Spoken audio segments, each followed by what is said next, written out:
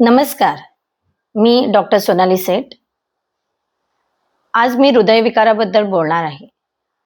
खूप जण मला WhatsAppवर मेसेज पाठवत असतात, की वास्तूमधल्या कुठल्या दोषामुळे हृदयविकार होऊ शकतो. आज हृदयविकार हा एकदम कॉमन झालेला आजार आहे, असं आपण म्हणू शकतो. कारण कित्येक माझे क्लायंट्स येतात, ते घरामध्ये कोणतरी हृदयाच्या त्रासाने बीपी म्हणा किंवा कोलेस्ट्रॉल वाढलेला आहे किंवा कोणाची एंजिओ झालेली आहे, बायपास झालेली आहे, असं सतत ऐकायला मिळतं. तर हा वास्तुदोष कशामुळे क्रिएट होतो किंवा वास्तूमध्ये असं काय असल्यामुळे आपल्याला हृदयविकाराचा त्रास होतो, हे आज आपण समजून घेऊया. हृदयविकार हा हृदयाशी निगडित रोग असला तरी सुद्धा ह्याचं कनेक्शन आपल्या हेल्थ प्रॉब्लेमशी आहे.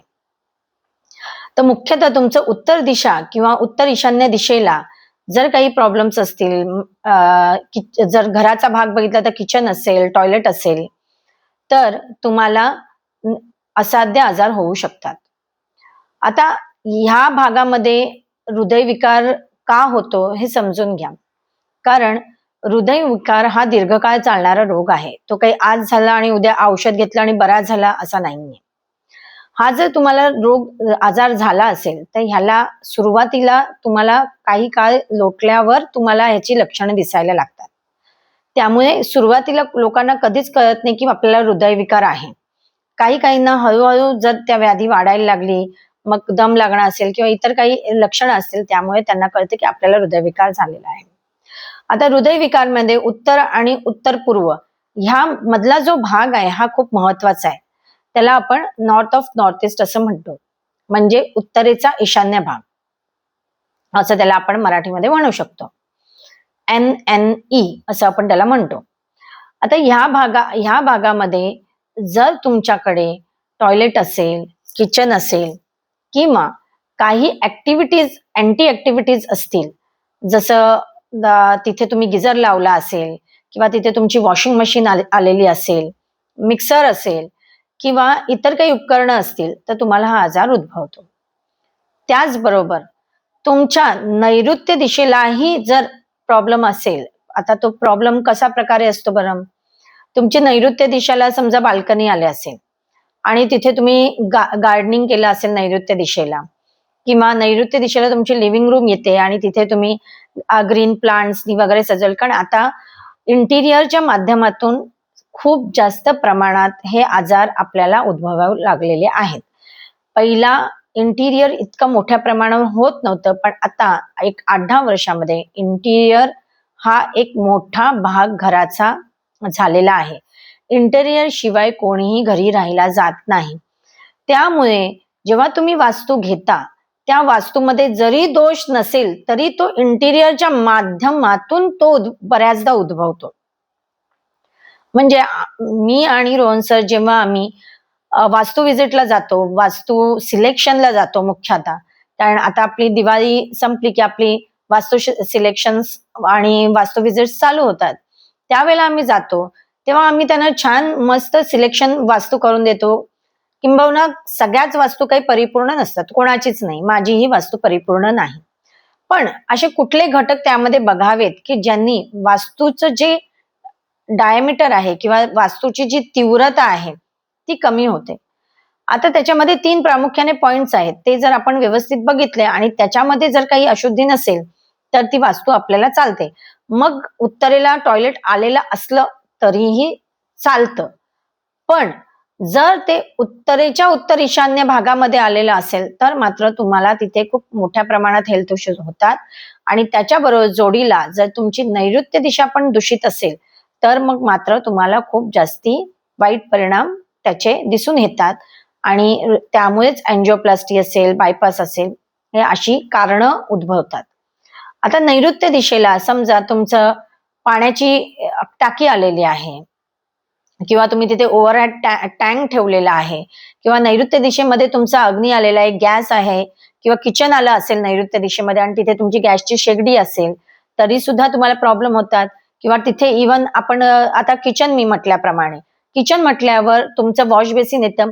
वॉश बेसिनच्या खालती जी जागा असते प्रामुख्याने तिथे तुम्ही तुमचं डस्टबिन स्पेस बनवता आणि हे कॉमन घर सगळ्या ही कॉमन ऍक्टिव्हिटी आहे सगळ्या घरांमध्ये, की जिथे वॉश बेसिन किचनचं असतं त्याच्या खाली डस्टबिनचं स्टोरेज बनवलं किंवा डस्टबिन बॉक्ससाठी जागा बनवलेली जाते.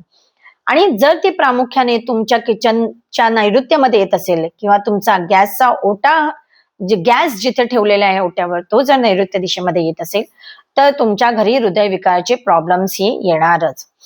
त्याच्यामध्ये अजून एक प्रामुख्याने गोष्ट ही मी तुम्हाला माझ्या अनुभवावरून सांगते.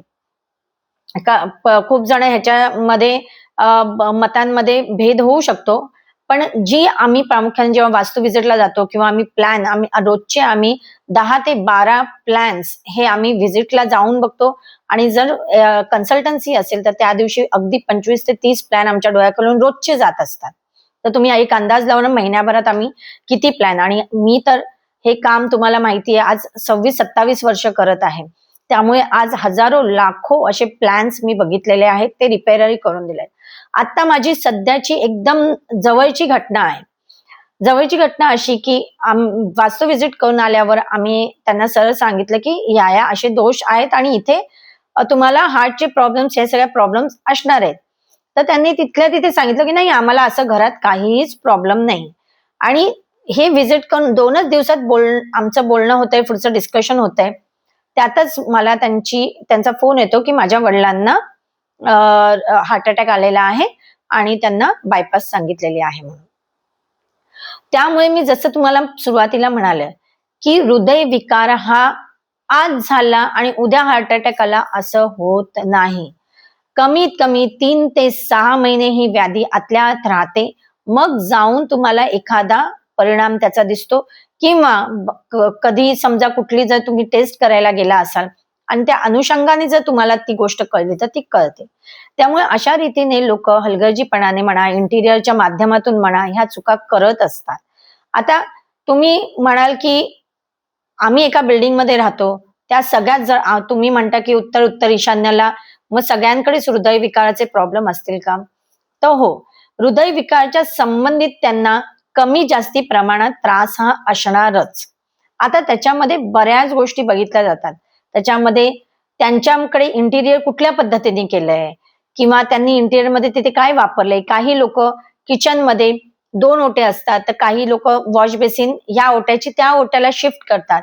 तर अशा अनेक गोष्टी असू शकतात किंवा आपण म्हणतो ना एक नैसर्गिक न्यूट्रल गोष्टी झालेल्या असतात. त्याला आम्ही म्हणतो ऑटो बॅलन्स. जेव्हा ऑटो बॅलन्स गोष्टी होतात काही कारणामुळे तरी सुद्धा त्यांना कमी जास्ती परिणाम दिसतात, पण परिणाम असतातच. जेव्हा मी यांच्याशी संवाद साधला, मी म्हटलं तुमच्या साईडला ह्या सगळ्यांमध्ये हा प्रॉब्लेम, ते म्हणाले हो सगळ्यांना मोस्टली हृदयविकार आणि पॅरालिसिस हा प्रामुख्याने त्या लाईनला हा प्रॉब्लेम आहे. आता हा प्रॉब्लेम कशामुळे हे मी तुम्हाला 2 दिशा सांगितली. एक आहे नॉर्थ ऑफ नॉर्थ ईस्ट ज्याला आपण NNE म्हणतो किंवा उत्तरेची ईशान्य भाग असतो तो, आणि दुसरा असतो नैऋत्य भाग ज्याला आपण साऊथ वेस्ट म्हणतो.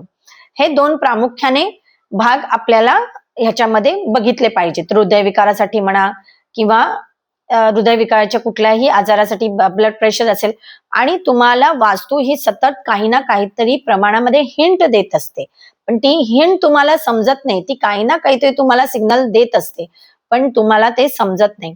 आता ह्याच्यामध्ये ह्याबरोबर तुम्हाला साऊथ ऑफ साऊथ ईस्ट ही दिशा पण खूप महत्वाची आहे.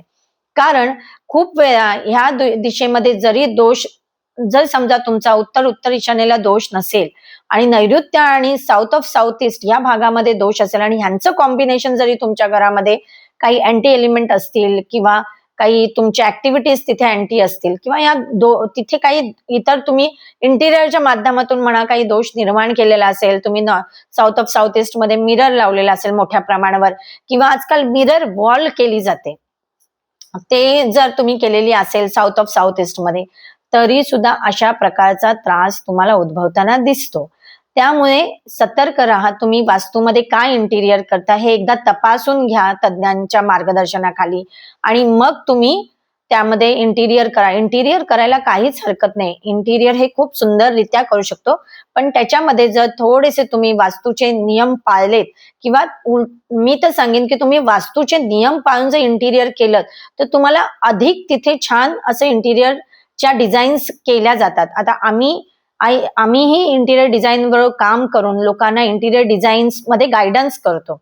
असं नाही की इंटिरियर डिझाईन करूच नये, इंटिरियर डिझाईन करावं, आम्हीही करतो. पण इंटिरियर डिझायनिंग साठी लागणाऱ्या गोष्टी, तिथे तुम्ही काय कलर इम्पॅक्ट घेताय, काय ऍक्टिव्हिटी करताय, कुठले ऑब्जेक्ट्स ठेवताय, हे जर तुम्ही सांभाळून केलं ना तर तुम्हाला ह्याचा त्रास होत नाही किंबहुना, आणि झालाच तर तो खूप कमी प्रमाणात होतो आणि पटकन भरून निघतो, तुमचा लॉस होत नाही. कारण एकदा माणूस तुमच्या जीवनातून जर निघून गेलं ना, तर मग तुम्ही कितीही उपाययोजना करा, त्याला काहीही अर्थ उरत नाही. त्यामुळे ह्या गोष्टी तिथून क्लीन्स करणं गरजेचं आहे. तिकडची एनर्जी बॅलन्स करणं गरजेचं आहे. तिकडचं एलिमेंटल बॅलन्स करणं गरजेचं आहे. तिकडचे ऍक्टिव्हिटी ऑब्जेक्ट्स ह्या अँटी नाही आहेत ना, हे बघणं गरजेचं आहे. हे तुम्ही जर थोडेसे नियम पाळलेत आणि ह्या व्यवस्थित बघितलं, तर तुम्हाला हृदयविकाराचे कुठलेही प्रॉब्लेम्स होणार नाहीत, आणि जर चुकून ते झाले तर तुम्ही झटकन त्यामधून बाहेर याल. पण ह्यासाठी तुम्हाला वास्तूचे नियम काय आहेत हे समजणं गरजेचं आहे. कुठल्या दिशा तुम्हाला सांभाळाव्या लागतात ह्या आजारांसाठी, हे तुम्हाला बघावं लागेल. पुढच्या भागात आपण असेच काही हेल्थ इश्यूज बद्दल बोलणार आहोत. तुर्तास मी इथेच थांबते. नमस्कार. जर तुमचे काही प्रश्न असेल तर तुम्ही कमेंटमध्ये लिहू शकता किंवा मला व्हॉट्सअपही करू शकता. आपल्या अपॉइंटमेंट्स चालू आहेत. अपॉइंटमेंट्स घेण्यासाठी तुम्हाला जर कुंडली मार्गदर्शन हवं असेल किंवा वास्तू तुमची चेक करून तुम्हाला हवी असेल तर तुम्ही अपॉइंटमेंट घेऊन आम्हाला भेटू शकता. त्यासाठीही तुम्ही व्हॉट्सअपवर मेसेज करू शकता. धन्यवाद.